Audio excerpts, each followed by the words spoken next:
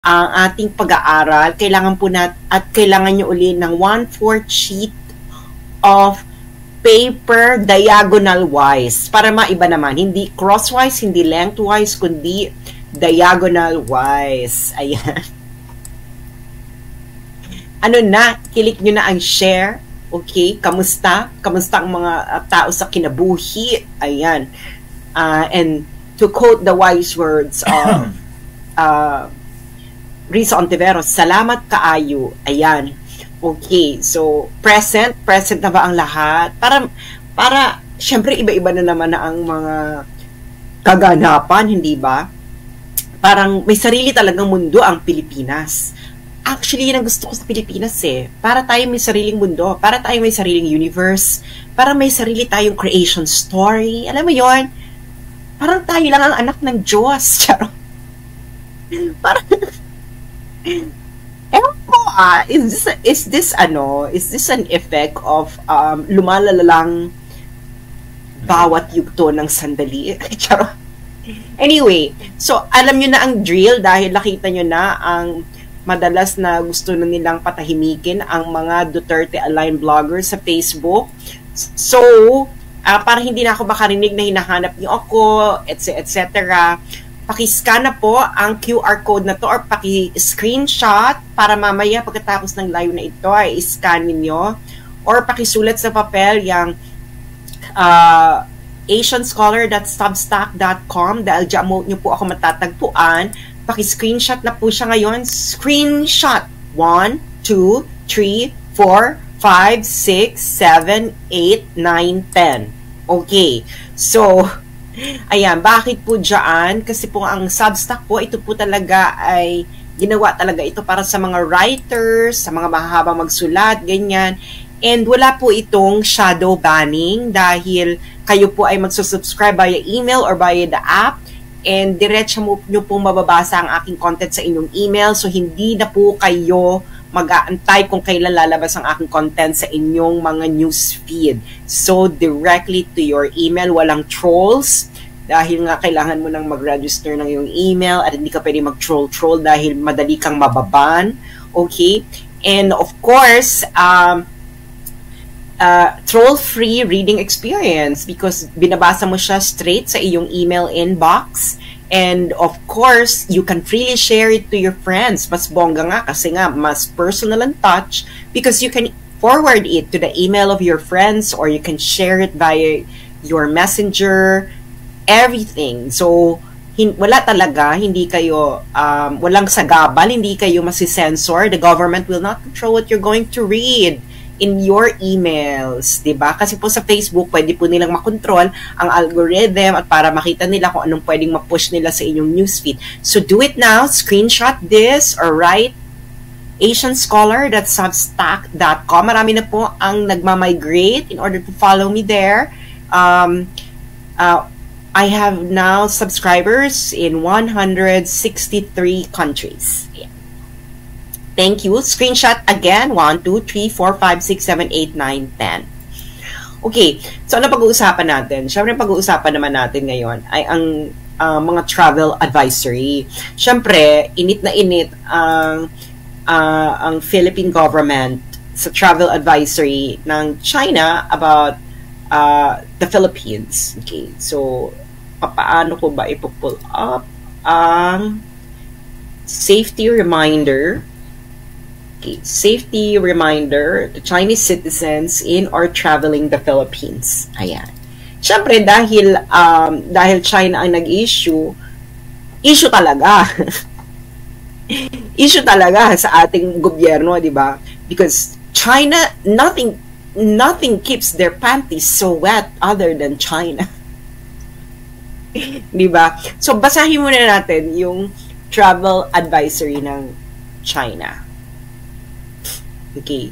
So, kailan nila ito nirelease? Nirelease nila ito ng April 2 ng Embassy of the People's Republic of China in the Philippines. So ayan, ang sabi nila, safety reminder to Chinese citizens in or traveling to the Philippines. Ibig sabihin sa mga Chinese citizens na nasa or gustong mag-travel sa Pilipinas. Ang sabi dito ay considering the recent unstable public security situation in the Philippines and growingly frequent harassment of Chinese citizens and businesses, witnessing more frequent occurrence of political assembly, protests, and demonstrations nationwide, Chinese citizens and businesses in the Philippines are faced with higher security risks. So, anong ibig sabihin yan? Ang ibig sabihin yan ay yung public security situation sa Pilipinas daw, sabi ng China, ay unstable. And dahil daw lumalaganap daw ang harassment ng mga Chinese citizens at businesses at napapadalas daw ang mga assemblies, protests at demonstrations sa Pilipinas, kaya pinapayuhan nila ang mga Chinese citizens at businesses sa Pilipinas na meron silang high security risks. Okay, meron silang high security risks sa Pilipinas. So, sino ang target dito ng China? Ang target dito ng China, ang sinasabihan niya, ang kanyang mga citizens.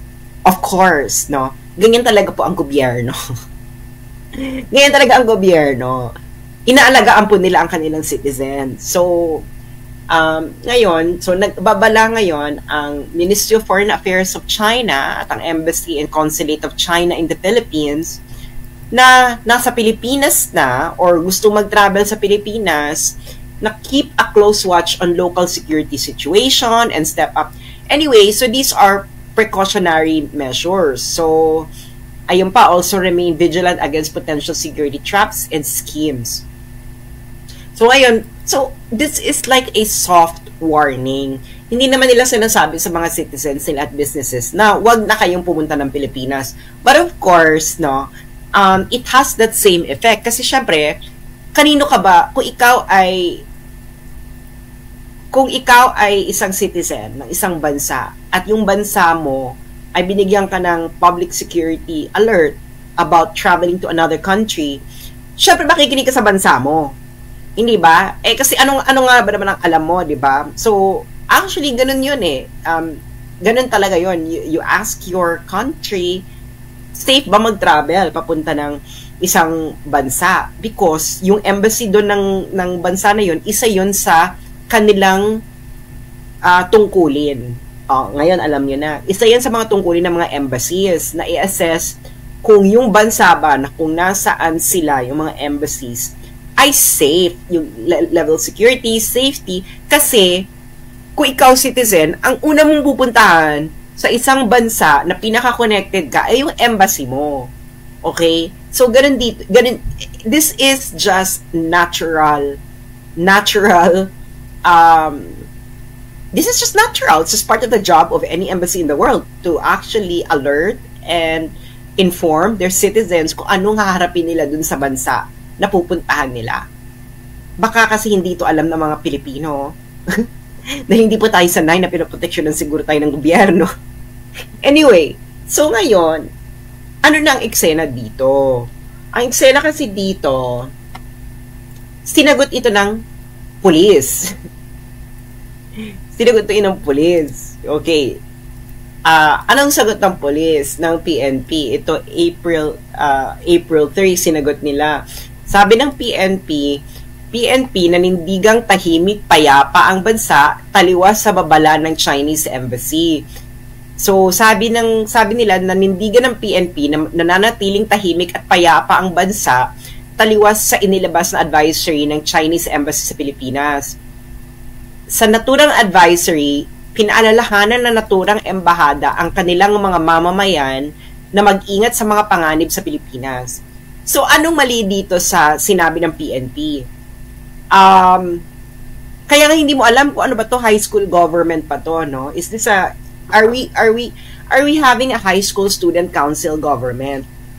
So, naninindigan yung PNP na tahimik payapa ang bansa. Hindi daw dapat paniwalaan ng Chinese Embassy. Okay. Yung security advisory ng China, directed yun sa citizen nila, hindi directed sa mga Pilipino. Dahil wala pong duty ang Chinese Embassy sa mga Philippine citizen dahil hindi naman tayo ang nagpapasweldo sa kanila. Sino nagpapasweldo sa Chinese Embassy? Chinese citizens. Again guys, may pop quiz tayo mamaya. Sino nagpapasweldo sa Chinese embassy? Sino? Chinese citizens. Okay. So yung ginawa ng Chinese embassy, directed yun sa mga boss nila. At ang boss nila ay sino? Chinese citizen. At ito yan sa mga trabaho ng embassy. Ang i-assess nila ang security, public safety ng isang bansa para yung mga boss nila na sino? Chinese citizens. Ay mapaalalahanan kung anong hinaharap nilang risk sa bansang iyon. Katulad nito, Pilipinas. Ngayon, kung ano ang assessment na ginagawa ng isang embassy? Usually, ang mga embassy, ang assessment niyan, ang standard nila, katulad ng ibang bansa, di ba? Katulad ng ibang bansa, ang standard po nila is yung level ng security sa sarili nilang bansa. Logic. Logic, di ba? Logic. Meron pa bang may common sense sa gobyernong ito? Ha? Malamang ang standard mo, 'di ba? Parang sa bahay 'yan, 'di ba? Alam 'to ng mga nanay, tatay at nanay. 'Di ba? Yung mga nanay at tatay, talagang gina-guard nila yung safety at security ng bahay nila. Ngayon, syempre, ang standard mo ng security at safety, yung bahay mo mismo. Alam mo naman ang standard mo ng security at safety, yung kapitbahay mo, hindi ka naman doon nakatira, hindi ba? Common sense, di ba? Common sense. Again, guys, anong kailangan natin sa panahon ngayon? May pop quiz ito ha, isulat mo sa comment section. Ano ang kailangan natin sa panahon ngayon? 2 words lang ito. 2 words? Gusto niyo ba ng charade? 2 words. First word. Second word. Okay, okay, may preview si Bea Go. Chinese ka ba, Bea Go? Siyempre, pag Chinese talaga, bida-bida talaga yan pagdating sa mga quiz-quiz, diba? Kita mo na una talaga naka-answer si Bea Go. Diba? So, yun po ang kailangan natin sa mga panahon ngayon. Common sense. Again, naniniwala kayo. Diba? Ang unang batayan mo ng security at safety, it's yung bahay mo. Ngayon, palalakihin mo yan. Imbis sa bahay mo, bansa mo. So, ako po ay naka-base dito sa China. Masyado nga mabait eh. Masyado nga mabait yung security. Mabait pa yung security advisor. Siyempre, ang batayin mo ng security, kung ikaw Chinese, ang batayin mo ng safety at security, China, kung bansa mo, ano ba yung security at safety mo dito? Do you feel safe? Do you feel secure in China? Yan ang magiging batayan nila. And then, doon nila i-grade kung anong klaseng bansa ka. Siyempre, ikaw ba nanay at tatay, hindi mo ba sasabahan yung anak mo na, ay anak, huwag kang pumunta dyan sa kapitbahay kasi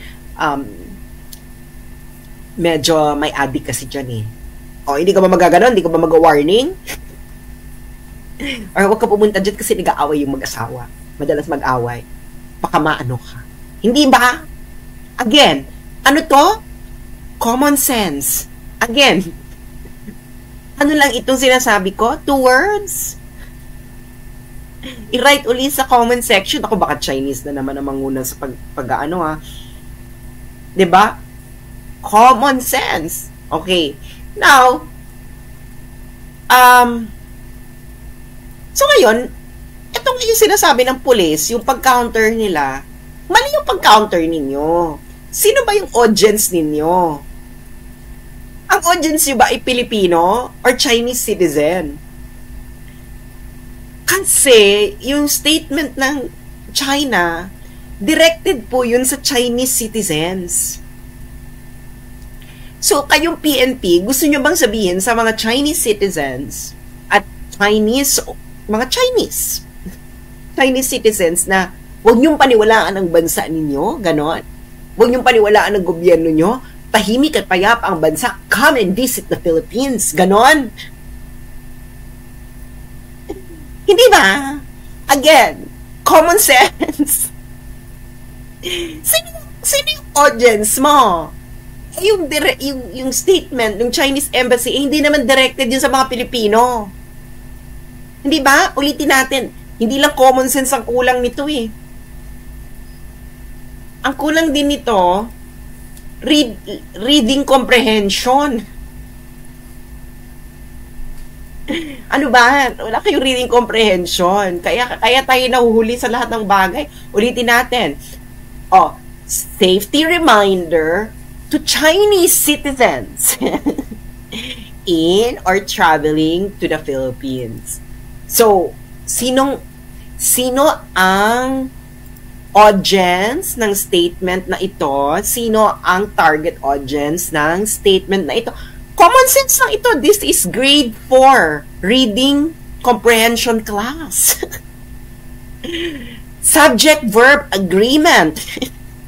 Direct object. Actually, direct object to Chinese citizens. Kahit nga direct or indirect object, wala dito ang Pilipino. Okay, so Chinese citizen ang kanilang audience. So, tatagalugin na natin, binabalaan nila ang kanilang mga citizens. Dahil nga, madalas daw ang pag-harassment, okay? Harassment ng mga Chinese citizen at mga businesses sa Pilipinas. Okay. So ngayon, itong sinabi ng PME, yung sinabi ng PNP, useless siya. Ngayon, bakit siya useless? Kasi, para ma-counter mo yung statement, dapat i-convince mo yung mga Chinese citizens. Bakit nga naman magkakonvince yung mga Chinese citizens? Hindi ka naman nila gobyerno. Siyempre, maniniwala sila dun sa binabayaran nila para proteksyonan sila. At yun yung Chinese government. Citizen, government. Ano ba ito? Para tayong grade. Ano ba ito? Para tayong reading comprehension, grade school level, parang grade 3, grade 4. Para tayong nagtuturo ng para tayo nagtuturo ng mga repeater. Okay. So, sample lang na doon yung PNP. Hindi po mga Pilipinong audience. Dapat ginawa yung Mandarin or in English yung man lang yan. Kasi wala naman silang pakialam eh. So, kahit i-assure mo yung mga Pilipino na tahimik, payapa ang bansa, ang standard ng safety and security ng kahit sinong bansa mag-i-issue ng safety and security sa kanilang citizens sa papunta sa ibang bansa ay yung bansa nila mismo. Okay. So, pupunta ngayon tayo sa ibang bansa, no? Hindi lang naman kasi China ang may mga travel advisory. Kaya halimbawa, ang pinakahuling travel advisory ng United States sa Pilipinas ay yung May 16, 2024. Ibig sabihin na hindi pa ito nagbabago. Yung security situation na yon is pareho pa rin. So, ito yung sa United States. Okay, United States.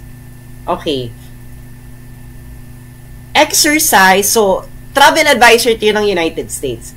Ito yung pinakahuling travel advisory nila. Ibig sabihin, hindi pa nagbabago yung situation after nito. Kasi usually, pag nagbago na yung situation, magbabigay sila ng bagong travel advisory. Pero since ito yung huli, ibig sabihin, ito pa rin yung assessment nila. So, sino nag-advise nito? It's the US Department of State, Bureau of Consular Affairs. Ibig sabihin yan ang equivalent ng Ministry of Foreign Affairs ng China. And yun din ang equivalent ng Department of Foreign Affairs. Okay, so learn about your destination. Sino ang target ng US sa kanilang security assessment na ito? US citizens. Bakit? Kasi yung US Department of State, ito po ay ahensya ng US government. Sino po ang papasweldo sa US government? Kundi US citizens. Punyeta, para talaga kita nagtuturo ng repeater.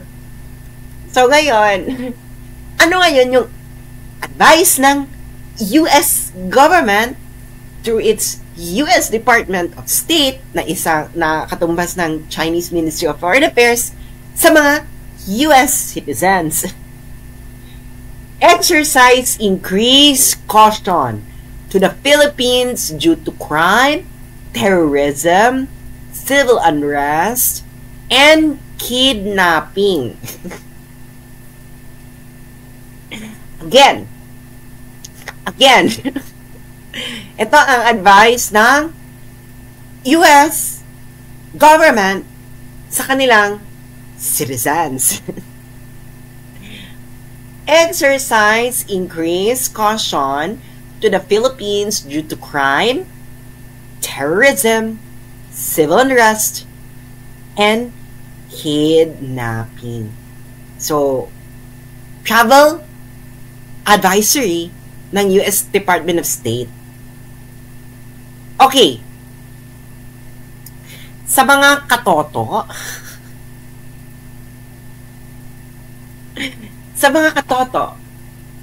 bakit kayo na ang gumawa ng palaisipan? So, pareho ba yung, in essence, pareho ba yung security advisory ng China at United States? Pop quiz.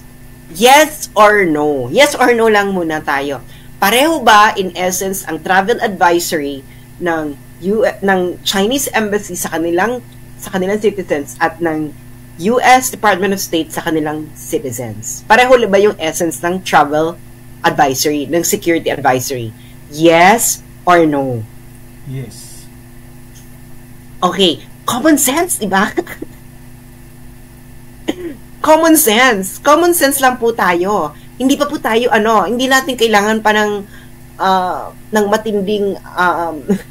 matinding pag-iisip, complex thinking. No? We're still at the realm of common sense. Wala pa po tayo sa PhD level discussion. Wala pa po tayo sa complex mathematics. Wala pa po tayo sa complex theories. And of course, deep philosophical thinking. Nasa common sense pa lang tayo. Okay, so marami nagsabi, pareho sila in essence.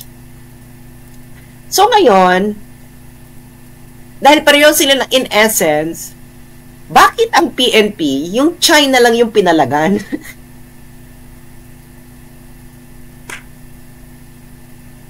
Yung US, kailan ba nag-issue yung US? Yung US, nag-issue na sila 1 year ago pa at ganun pa rin ang assessment nila kasi hindi pa rin nila binababa yung security assessment sa Pilipinas. So 1 year ago pa yon.